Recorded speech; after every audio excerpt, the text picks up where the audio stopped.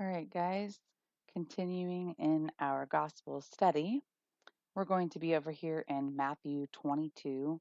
First, we're going to read 1 through 14, and then we will read 15 through 22. That's that second teaching there. Mark and Luke will be in 12 and 20. They have the same stories for this. The Pharisees, is it legal? Is it lawful to pay taxes to Caesar? So the three Gospels share that story, but this parable of the wedding feast is only found here in Matthew 22, and it begins a new chapter. We finished up 21 in the last video. So start with me now, Matthew 22, verse 1.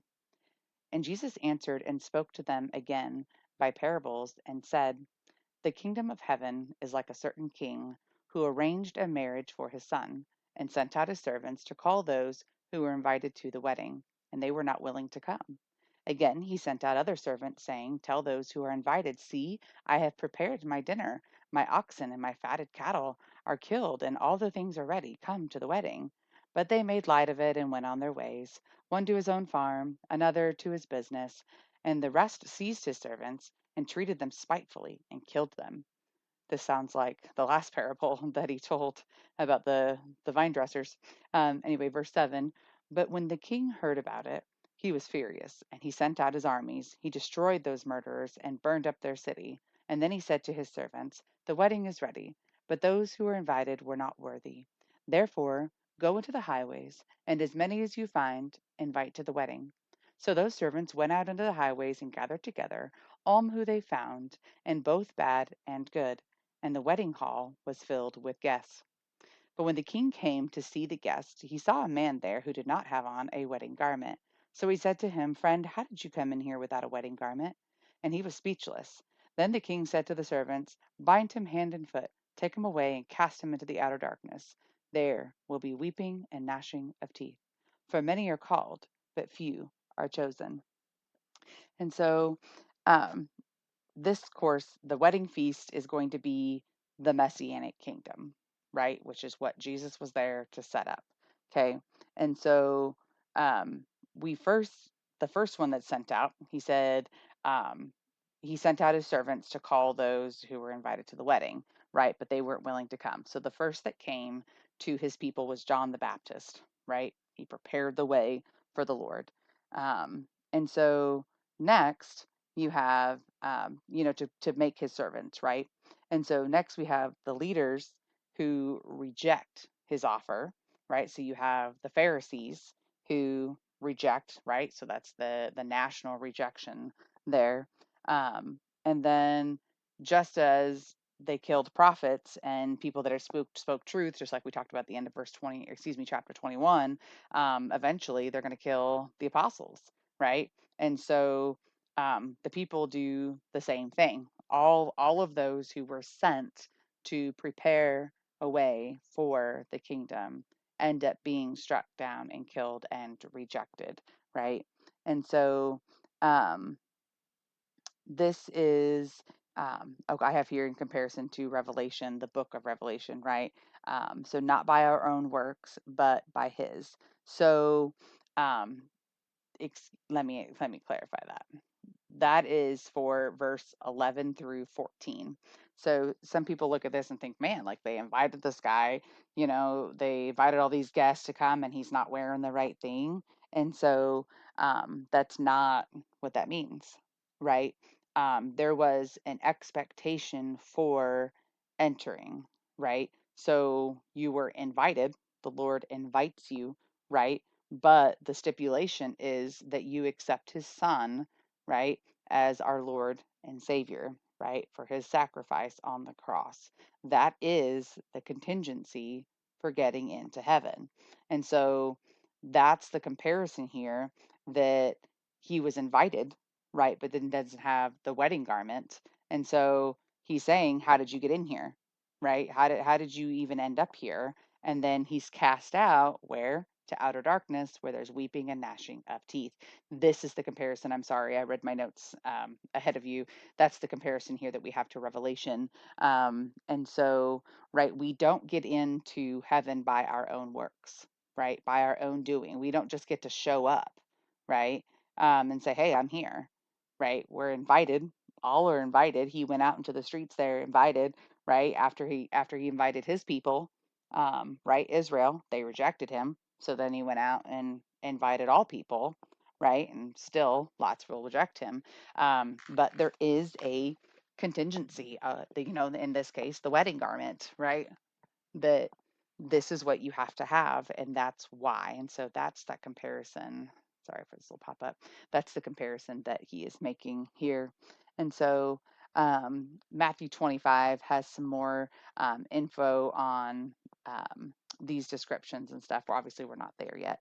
And so moving on, um, in verse 15. So let's go ahead and read the story titled here, The Pharisees, Is It Lawful to Pay Taxes to Caesar? And this is the story that you're going to find in Mark 12. 13 through 17 and Luke 20, 20 through 26. Again, that's in the notes. You can toggle over there and read those so you have um, each um, each author's description of the story. I'm just going to read the one here in Matthew 22. So, verse 15. Then the Pharisees went and plotted how they might entangle him in his talk. And doesn't that sound just like the last, like I said, in the end of 21, same thing, right? They plotted against him to see how can we can seize and kill, the vineyard, the vine dresser's son, and so the owner's son, excuse me. And so same thing. They're plotting and killing how they might, kill Jesus, right? So in his talk. And they sent to him their disciples with the Herodians, saying, Teacher, we know that you are true and teach the way of God in truth, nor do you care about anyone, for you do not regard the person of men. Tell us, therefore, what do you think? Is it lawful to pay taxes to Caesar or not?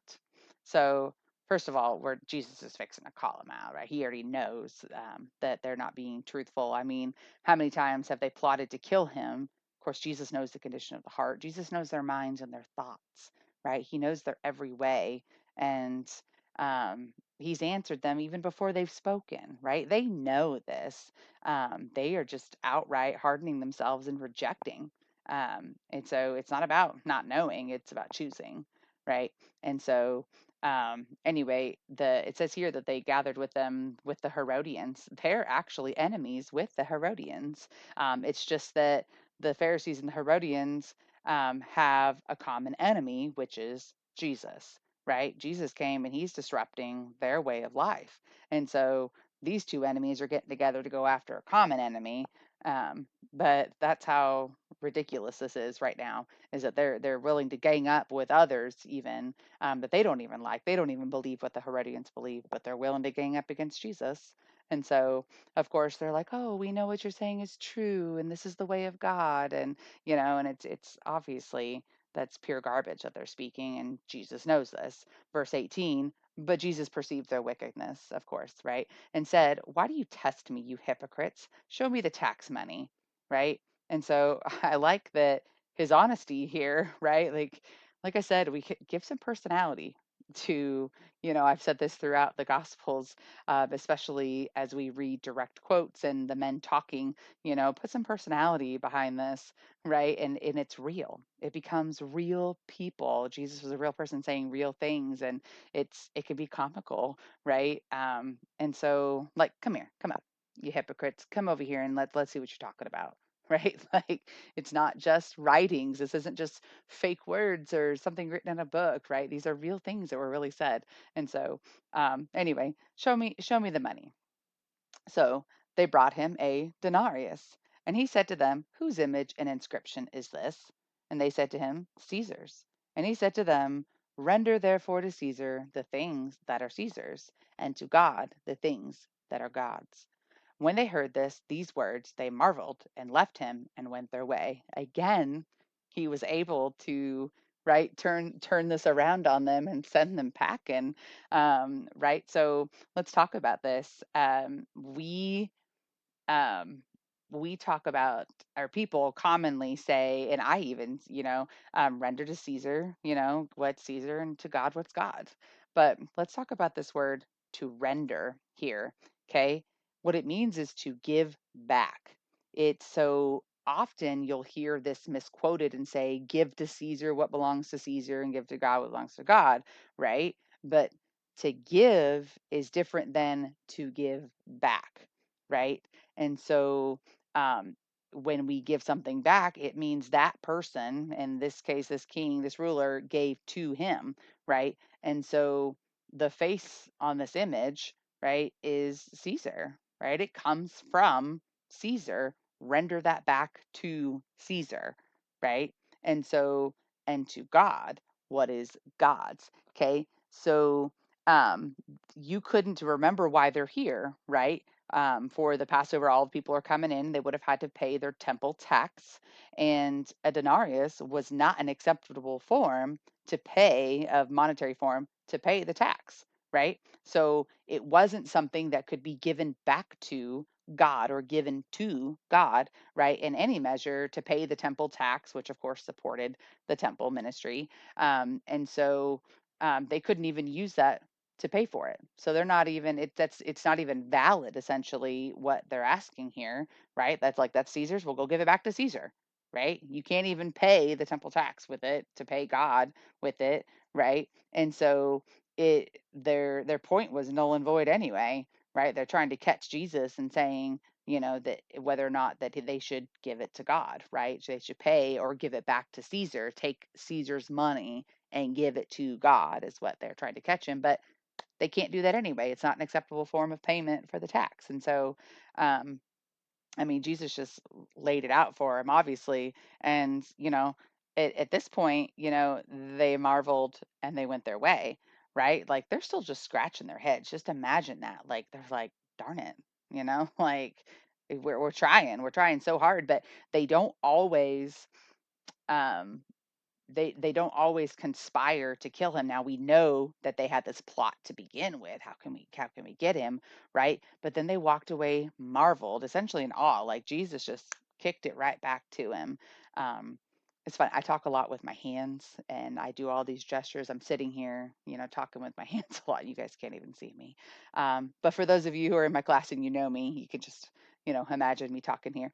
But anyway, like I said, Mark 12 and Luke 20 both share this story as well. Um, I was going to um, just check my notes. Yep, just like I said, they can't refute the truth, so they're puzzled, right? They says they marveled and left and went their way because this is the truth, right? They have no rebuttal to that, right? Um, and so um, let's see.